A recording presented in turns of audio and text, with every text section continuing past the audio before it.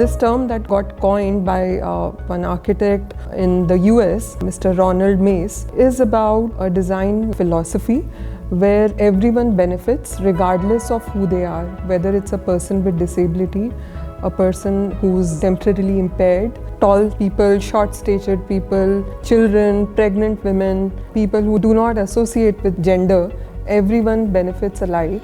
So this is a design philosophy which benefits broad spectrum people with very minimal adaptation. The design does not need to be adapted to cater to somebody, so to that extent you are not treating people like special. Correct. So that's what universal design is all about. 2016 was a big game changer when the new National Building Code came into effect.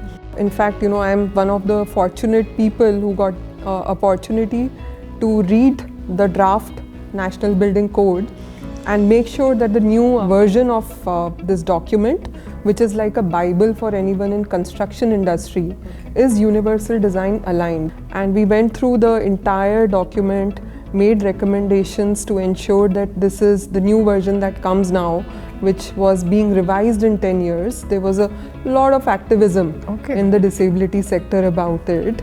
Should be taking care of all the universal design requirements. And today I'm happy to say that we have our own set of standards which we can go back to.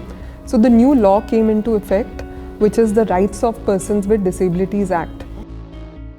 Now this act has specific clauses for built environment. There are 2 specific clauses which are related to new buildings and new constructions which have to comply with standards. All the buildings which were existing at that point of time, the government gave a 5-year time frame to make them compliant as per accessibility standards. And this is when corporates embraced and they braced to fulfill the requirements of the act. Nothing was left to an architect's imagination any longer because accessibility is a technical area of work, so everything is based on standards, and that's what we adhere to when it comes to universal design in workspaces. One of my favorite examples of universal design is automated entry doorway to a building premises.